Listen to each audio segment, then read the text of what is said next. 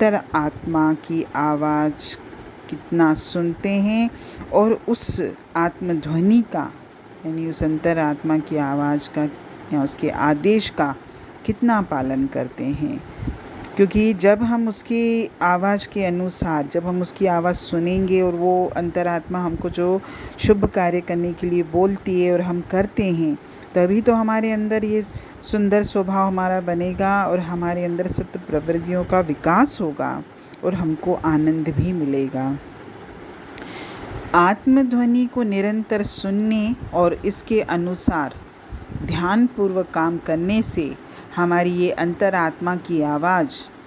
हमको और भी स्पष्ट और तीव्र सुनाई देने लगती है। यदि हम अपनी इस आत्मध्वनि की यानी अपने अंतरात्मा की आवाज़ की अवहेलना करते हैं, इसको इग्नोर करते हैं, इसको सुनते नहीं हैं, किसी भी कार्य को करते समय या किसी भी समय, कोई भी बात हो, कोई परिस्थिति हो या कुछ भी हो, अंतरात्मा में से निरंतर धुनकारें आ रही हैं और वो अंतरात्मा हमको हर बात के लिए सचेत भी करती है। लेकिन अगर हमने इसकी आवाज़ नहीं सुनी, इसको इग्नोर किया, तो धीरे धीरे ये आवाज़ आत्मध्वनि धीरे धीरे धीमी पड़ जाती है और जो वो हमको निर्देश देती है वो भी हमको न सुनाई देता है न समझ में आता है और हमारे पाप कर्म बढ़ते जाते हैं और इस पर यानी हमारी अंतरात्मा पर उनकी कालिमा जम जाती है। ऐसे नहीं है कि जो चोर हैं, जो डकैत हैं, जो खूनी हैं, कातिल हैं या जो दुष्कर्म करते रहते हैं, तो क्या उनमें उच्चतर आत्मा का निवास नहीं होता है। लेकिन जैसे जैसे वो अपनी आत्मा के विरुद्ध कार्य करते हैं, उस आत्मध्वनि की अवहेलना करते हैं, उस आत्मध्वनि को सुनते नहीं हैं, तो धीरे धीरे ये आवाज़ धीमी पड़ जाती है। और जब ये कार्य करते हैं, जो भी हैं पाप कर्म करने वाले को कुछ समय के बाद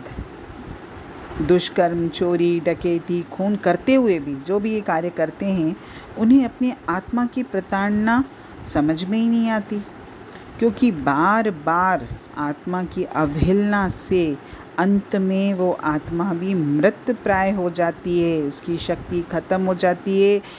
उसकी आवाज़ हमको सुनाई नहीं देती। और कहते भी हैं कि वह व्यक्ति बहुत दया का पात्र है जिसकी आत्मा दुष्कर्मों और पापों के कारण मर गई है। कहते भी हैं ना, आपने संसार में सुना भी होगा कि जब कोई व्यक्ति कोई गलत कार्य करता है तो हम कितने उससे कहते हैं उसको, कैसे तुमने ये कार्य किया, तुम्हारी आत्मा मर गई है क्या, तुम्हारी आत्मा ने धिक्कारा नहीं। यानी हमारे मुख से शब्द निकलता भी है और ये सही भी है, क्योंकि आत्मा की जो ध्वनि नहीं सुनता वही तो ये कार्य करता है। क्योंकि आत्मा तो हमको हर पल, हर क्षण, हर समय गलत कार्य करने से रोकती है। लेकिन जब हम इसकी आवाज़ नहीं सुनते हैं तो धीरे धीरे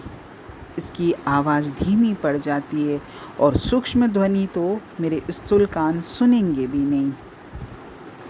जीवन में हर मनुष्य